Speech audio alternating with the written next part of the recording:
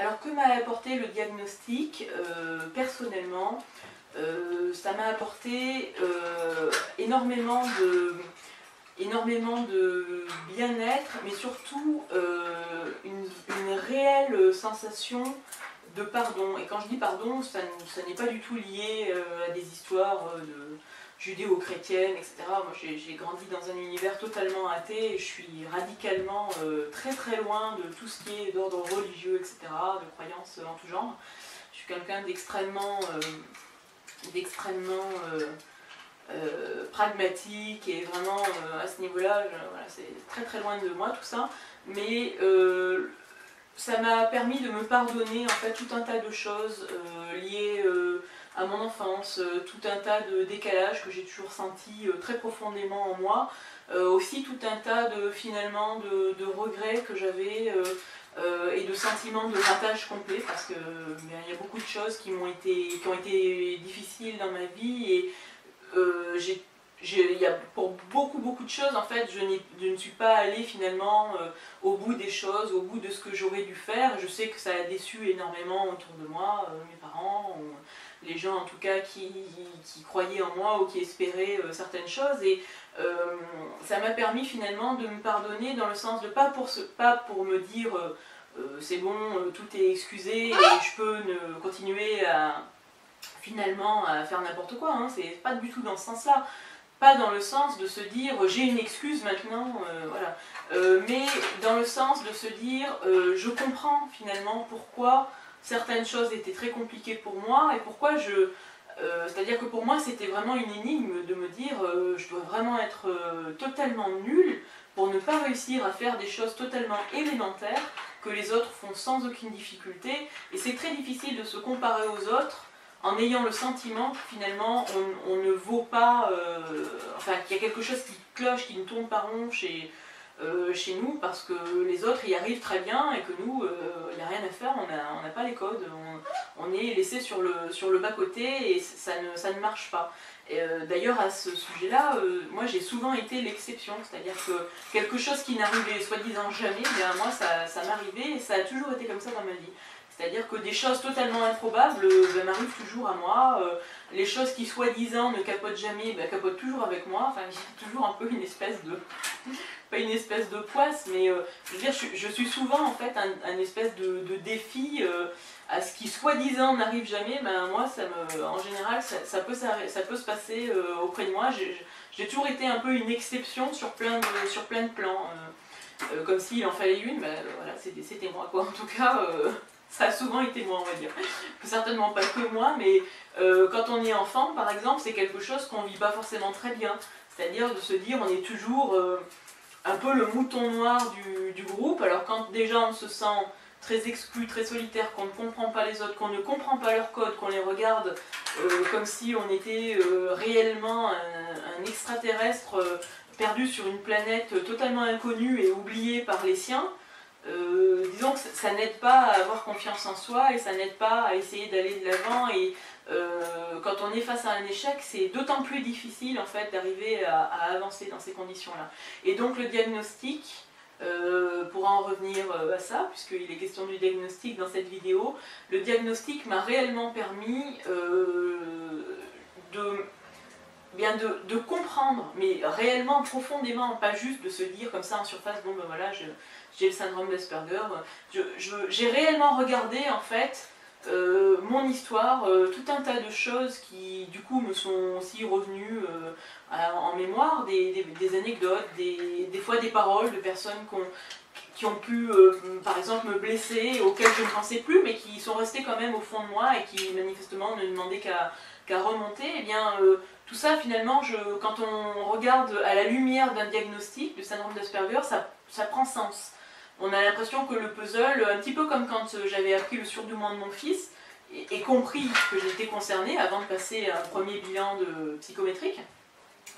j'avais vraiment eu ce sentiment-là, c'est-à-dire qu'un puzzle était, toutes les pièces du puzzle arrivaient enfin à prendre forme, à s'emboîter et enfin envoyer une image qui avait sens, quoi, qui était cohérente. Et bien là, ça a été exactement la même chose, alors pas au moment du diagnostic en lui-même, parce que je crois que j'étais un petit peu... Alors déjà, les jours du diagnostic, au départ ça devait durer 1 journée et demie, et puis finalement on m'a proposé de tout condenser sur une. Et je pense que ça a été une bonne chose, mais en même temps ça m'a totalement épuisée, parce qu'il m'a fallu après des jours pour me remettre de ça. J'étais vraiment totalement fatiguée, j'étais aussi en colère contre moi sur certaines choses, parce que il y a notamment le test par rapport aux yeux, aux expressions des yeux, m'avait... je sentais que j'étais totalement incapable de reconnaître ces fameux... ces expressions au niveau des yeux qui pour moi étaient toutes identiques et ne signifiaient absolument rien. Ça a été vraiment un calvaire pour moi, je n'en voyais plus la fin de ce test. Et voilà, certaines choses comme ça peuvent... quand on a un haut QI ou un très haut QI, on n'a pas forcément l'habitude d'être confronté quand même à des échecs. Dans le sens où, j'ai toujours eu conscience quand même de mes facilités en termes d'apprentissage, en termes de scolarité par exemple. J'ai toujours été très performante à ce niveau-là quand je le voulais. Et donc, être confrontée à quelque chose qui pose problème, c'est pas forcément très agréable à gérer. Et puis bon, il y avait, moi de mon côté par exemple, jusqu'à la veille la veille au soir, j'hésitais à annuler. Parce que, alors pour moi, bon, c'était vraiment, ça peut paraître un petit peu ridicule et risible comme ça, mais ça fait partie de mes difficultés à moi. Je devais aller donc dans l'unité diagnostique qui était assez récente pour adultes, spécifiquement pour adultes, mais c'était à l'intérieur d'un hôpital, d'un grand hôpital sur Lyon. Et évidemment Google ne peut pas filmer l'intérieur, voilà, je pouvais voir les abords, mais à l'intérieur concrètement je ne savais pas du tout à quoi ça ressemblait. En plus c'est grand comme une ville, à l'intérieur de cet hôpital. Pour moi qui vis à la campagne dans un petit village, c'était très vaste. Et la seule idée de ne pas savoir comment c'était, de pouvoir me perdre, de savoir qu'il fallait que je puisse être à l'heure, ne pas me tromper de route, donc il a fallu que je programme tout, mais même en tout planifiant, parce que moi je planifie toujours tout quand je dois me déplacer dans quelque chose, dans un endroit, un lieu que je ne connais pas. Je planifie au maximum pour essayer de réduire autant que possible, on va dire, l'inconnu, bien qu'il y a toujours une part d'inconnu quand on va quelque part, quand on voyage, quand on roule, etc. Mais voilà, pour moi ça c'est quelque chose qui est très très inquiétant, et quand je ne peux pas tout situer avec précision avant, c'est un problème. D'ailleurs j'avais appelé le secrétariat la veille dans la journée pour essayer de poser le maximum de questions, mais personne ne répondait, donc la secrétaire a échappé à ma rafale de questions, mais ce qui fait que du coup le soir, honnêtement, voilà, j'ai hésité jusqu'au dernier moment. J'aurais parfaitement pu tout annuler au dernier moment, comme ça m'est arrivé très souvent d'annuler des choses par peur, parce que la panique finalement est trop forte, la crainte de tout un tas de choses finalement prend le dessus, et puis il est parfois plus facile finalement de renoncer à quelque chose que de se confronter à ses propres peurs. Et donc voilà, c'est un petit peu la solution de facilité, mais malgré tout c'est quelque chose que moi j'ai souvent fait dans ma vie. Et donc si je suis allée finalement quand même passer ce bilan diagnostic, honnêtement c'est ce que je disais dans mon billet là-dessus, c'est essentiellement pour mon fils. Parce que je me suis dit que j'avais déjà lu énormément de choses, évidemment, quand j'ai passé le diagnostic, et je savais que dans l'autisme et dans le syndrome d'Asperger, donc de façon plus particulière, il y a une part de génétique, les chercheurs le savent aujourd'hui, et donc je me suis dit que peut-être que ça pourrait servir pour lui un jour. Peut-être que lui, finalement, un jour, on se rendrait compte qu'il est concerné également, ou que ça servirait pour ses propres enfants quand un jour il sera papa. Enfin, j'ai surtout pensé à ça parce que je me suis dit, moi, dans ma vie, en définitive, ça ne m'aurait pas gêné, moi, ça m'aurait un peu ennuyé, mais la peur de tout ce qui était autour du fait de devoir conduire, de tout ce qui représentait finalement un changement dans mes habitudes, c'était si fort que j'aurais parfaitement pu renoncer finalement à presque 3 années d'attente. Mais je ne regrette pas, parce qu'après coup, Honnêtement, je pense qu'il aurait été vraiment dommage que je n'aille pas au bout du diagnostic, parce que sans cela, ben, évidemment, je serais encore à me questionner, et même quand on a comment dire, une sensation extrêmement forte, quand on est soi-même tout à fait convaincu d'être concerné, l'autodiagnostic, ça n'est tout de même pas un diagnostic. C'est-à-dire que la seule façon d'avoir la certitude, c'est quand même d'obtenir un diagnostic, d'obtenir l'avis d'une équipe de professionnels et de pouvoir se dire, voilà, je sais de façon certaine que je suis concernée, ou au contraire, ben, finalement j'ai fait fausse route, parce que ça peut aussi arriver évidemment dans ce cas-là. Mais je pense que c'est important de le faire, même si ça demande, alors je ne vais pas dire du courage, parce que ça voudrait dire que les gens qui ne vont pas au bout du diagnostic n'en ont pas, et c'est pas du tout ce que je veux dire, parce que je pense que c'est quelque chose qui est très personnel, et qu'effectivement ça n'est pas du tout facile, d'abord c'est compliqué, c'est coûteux au sens de, pas forcément au sens financier, hein, mais ça demande, eh bien des fois, c'est ce que je disais tout à l'heure un petit peu plus haut dans la vidéo, des fois ça demande des investigations entre guillemets auprès de sa famille, ce genre de choses, ça n'est pas si simple. Voilà, ça n'est pas si facile que ça, il ne suffit pas juste de le vouloir, dans certaines situations ça peut même remuer beaucoup de choses et être très compliqué, hein, pour certains adultes, mais surtout, de toute façon, il faut aussi bien avoir conscience que l'autodiagnostic, tout le monde est passé par là. C'est-à-dire, alors concernant les adultes, hein, j'entends, parce qu'un enfant qui est diagnostiqué Asperger, en général, c'est que la demande émane des parents, ou l'idée a été soufflée, on va dire, par quelqu'un de l'extérieur, de la famille, des amis, ou la famille élargie, ou l'école. Donc c'est différent, mais sur un adulte, on pousse rarement la porte d'un CRA par hasard, hein, évidemment, soyons honnêtes, surtout vu l'attente qu'il y a, on pousse rarement aussi la porte d'un psychiatre comme ça par hasard, et les diagnostics totalement, finalement, sans que ça soit à l'initiative de l'intéressé, sont quand même assez rares. C'est-à-dire qu'on peut tout à fait imaginer, par exemple, je sais pas, un psychologue qui soufflerait l'idée ou qui dirait à un patient qu'il pense qu'il est peut-être concerné, etc. Ça arrive, mais ça n'est pas du tout majoritaire. Disons que dans la plupart des cas, les gens ont une révélation, les gens se reconnaissent dans un témoignage, dans un livre, dans une vidéo, dans une conférence, dans une émission sur des questions du syndrome d'Asperger. Ils sont amenés à se questionner, ils se renseignent, et à ce moment-là, ils sont amenés surtout à se reconnaître. Donc cet autodiagnostic, finalement, c'est la première étape du diagnostic qui va ensuite aller vers la validation ou non du syndrome d'Asperger. Donc l'autodiagnostic, c'est de toute façon, c'est forcément une étape chez l'adulte avec syndrome d'Asperger. Donc en définitive, je pense que l'avantage d'avoir un diagnostic,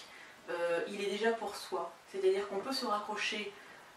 dans les moments où on a des doutes, ou quand les autres, parce que c'est quand même assez régulier, instillent le doute dans la personne qui a été diagnostiquée Asperger en lui disant « mais pourtant t'as pas l'air réellement autiste, oh mais quand même finalement moi je te trouve assez normal, est-ce que tu es sûr qu'ils ne se sont pas trompés lors du diagnostic, etc. » Je pense que c'est quelque chose de bon d'avoir un diagnostic établi correctement, convenablement, comme il se doit, par une équipe de professionnels, une équipe pluridisciplinaire. Je pense que ça aide en définitive à surmonter ce genre de réflexions qui peuvent être bien parfois dérangeantes, usantes, fatigantes, surtout quand elles sont répétées, et que les gens ne connaissent rien au sujet, mais sont convaincus finalement d'avoir une compréhension tout à fait exacte de la chose. Voilà, à mon avis, c'est quelque chose d'important, parce que, croyez-moi, c'est quelque chose qui revient très très très souvent. Moi, par exemple, le nombre de fois où je peux lire ou entendre ce genre de bêtises, du style « on est tous un peu autistes, de toute façon on est tous un peu Asperger », ou « toutes les personnes surdouées, tous les surdoués sont aussi autistes ». Voilà, c'est vraiment usant, parce que non, et encore une fois, évidemment non, on n'est pas tous un peu autistes, on n'est pas tous un peu Asperger. En plus, dire on est tous un peu autistes, c'est quand même pas mal, enfin comment dire, c'est plus que péjoratif, je trouve, c'est-à-dire que ça dénigre en plus la réalité de l'autisme, c'est une façon de nier tout ça, c'est-à-dire qu'en disant qu'on est tous Asperger, c'est aussi une façon de dire qu'en définitive, les gens qui le sont ne sont rien, quoi. Enfin, on leur enlève cette réalité-là. Or, la réalité des personnes autistes n'est pas toujours drôle. Je veux dire, il n'y a rien de spécialement rigolo à être avec syndrome d'Asperger. Et il faut quand même garder en tête que c'est quand même quelque chose qui provoque énormément de difficultés, et même si on apprend à vivre avec, même si on apprend à aménager, comment dire, à essayer d'aménager ce qui nous pose problème, à organiser des passerelles, à essayer de contourner les obstacles à force de tout simplement de vivre au quotidien, c'est-à-dire qu'on avance soit par essai et erreur, soit avec l'habituation, c'est-à-dire à force d'être confronté à des choses qui nous semblent difficiles, finalement on arrive plus ou moins à intégrer certaines choses, à essayer de faire avec, mais toujours quand même avec une certaine difficulté et surtout avec une grande fatigue, c'est-à-dire que par la suite en général, c'est ce que Tony Attwood souligne bien dans ses conférences, quelqu'un qui a le syndrome d'Asperger, c'est très coûteux pour lui, c'est très fatigant pour lui, nerveusement et physiquement, les deux à la fois, d'être dans un monde, dans le monde extérieur, on va dire, c'est-à-dire de devoir prendre sur lui pour camoufler toutes ces difficultés et essayer de conserver une apparence qui ne se craquelle pas, ou en tout cas qui puisse durer au moins quelques heures. Parce qu'après, au-delà de quelques heures, ça devient très difficile quand même en général pour les personnes avec syndrome d'Asperger. Eh bien, il va falloir énormément de décompensation par la suite, c'est-à-dire le soir par exemple, pour essayer de récupérer. Et quand ça n'est pas possible, bien, la personne est épuisée. Donc en fait, les gens qui travaillent par exemple à l'extérieur et qui doivent sans cesse essayer de lisser les aspérités, de lisser leurs difficultés, de camoufler finalement tout ce qui peut leur poser problème et de ne jamais rien dire en définitive de ces difficultés, parce que ces gens ont appris à faire avec et toujours à essayer de s'adapter, parce que l'adaptation elle est toujours dans le même sens, hein, ça n'est pas l'extérieur qui va s'adapter aux personnes avec syndrome d'Asperger, c'est toujours aux personnes avec syndrome d'Asperger d'aller vers le sens de la majorité, évidemment. Et bien ça, il faut quand même bien garder à l'esprit que c'est extrêmement usant et c'est fatigant. Il y a des fois où c'est plus difficile que d'autres, surtout quand tout autour s'emballe un petit peu. Voilà, ça n'est pas du tout quelque chose de simple à faire, et donc voilà, être aspi, c'est pas spécialement rigolo tout le temps. Il y a des situations où c'est très compliqué même. Et où ce qui va paraître totalement anodin aux personnes normales, on va dire, enfin, même si j'aime pas tellement, moi je n'aime pas tellement opposer Asperger et neurotypique, ou Asperger et normal, parce que finalement les personnes normales, on va dire les personnes non aspi, je préfère, parce que la norme, ça aussi c'est quelque chose de très relatif. On peut être non aspi et pour autant ne pas être forcément dans la norme, mais disons que voilà, les personnes non autistes ne vont pas se rendre compte des difficultés qu'une personne autiste va pouvoir rencontrer au quotidien dans des choses totalement qui vont sembler totalement banales, et en réalité ça peut être très problématique pour la personne autiste, et c'est même très problématique pour elle, mais tout ça va être tout à fait intériorisé, et donc comme ça ne se voit pas, les gens ont l'impression que ça n'existe pas, mais si, ça existe et c'est ressenti très profondément, et ça, en fait, en définitive, ça crée une fatigue jour après jour qui est extrêmement intense et extrêmement pesante. Voilà, donc quand les personnes avec syndrome d'Asperger sont niées finalement dans leur identité, dans leur réalité, je trouve que c'est vraiment dommage, parce que, eh bien non, on n'est pas tous un peu autistes. Ça n'est pas parce que, effectivement, tout le monde, à certains moments de sa vie, peut avoir des difficultés, par exemple, de compréhension de certaines normes sociales, ou va avoir des difficultés dans des liens d'amitié ou dans des relations amoureuses. Mais est-ce que pour autant ça confère finalement le statut d'autiste à ces gens? Pas du tout. C'est exactement la même chose, c'est un parallèle que je fais souvent parce que les gens comprennent peut-être un petit peu mieux dans ce sens-là. Pour les enfants ou pour les personnes adultes avec TDAH, donc avec hyperactivité avérée sur le plan neurologique, hein, avec un diagnostic qui a été posé là aussi par une équipe pluridisciplinaire, etc. Est-ce que de la même manière, il arrive à tout le monde d'être surexcité, de courir dans tous les sens, de ne pas réussir à canaliser son énergie, de tout vouloir, enfin, d'être très excité, de vouloir faire plein de choses en même temps, de ne pas arriver à dormir, voilà. Bon, c'est arrivé à chacun d'entre nous dans sa vie, à certains plus que d'autres, mais est-ce que pour autant, quand on ressent ça, on se dit tiens, je suis hyperactif, je suis atteint de TDAH? Pas du tout. C'est-à-dire que le TDAH, ça reste un trouble neurologique bien spécifique, qui a besoin d'être établi par une équipe très connaisseuse et qui engendre tout un tas de problèmes réels et bien concrets dans la vie des personnes qui ont ce TDAH. Eh bien, pour le syndrome d'Asperger, c'est la même chose, c'est-à-dire que non, tout le monde ne se situe pas sur le spectre autistique. Ça n'est pas parce que parfois on a des relations sociales compliquées, par exemple, qu'on se trouve sur le spectre autistique. Voilà, le continuum autistique, le syndrome d'Asperger se trouve à son extrémité haute, mais ce n'est pas pour autant que tout le monde peut s'y reconnaître ou que tout le monde s'y trouve, parce qu'en réalité, non, ça reste quelque chose de, malgré tout, de rare, qui est quand même assez peu, je veux dire, en termes de statistiques, ça n'est pas du tout, on n'a pas 90% des personnes surdouées par exemple qui sont avec syndrome d'Asperger, ça reste extrêmement minoritaire, même si beaucoup de personnes surdouées ont des traits autistiques, pour la plupart ça ne s'arrête qu'à des traits autistiques. C'est-à-dire que la réalité c'est que la frontière est souvent ténue entre les deux, certaines personnes cumulent les deux, comme c'est mon cas, mais ça n'est pas du tout la réalité de toutes les personnes. Voilà, ça par exemple, c'est quelque chose qui peut être très fatigant, en tout cas pour moi, d'avoir sans cesse à justifier ou à expliquer que ça n'est pas parce qu'en apparence on a l'air entre guillemets normal qu'on n'est pas autiste Asperger, c'est-à-dire qu'un autiste Asperger c'est pas forcément quelqu'un qui se balance, qui parle de façon saccadée ou qui va aller se taper la tête contre les murs ou je ne sais quoi. Enfin, ce stéréotype de l'autisme, normalement, devrait être dépassé depuis bien longtemps, en France aussi. Or, on a toujours des gens qui sont finalement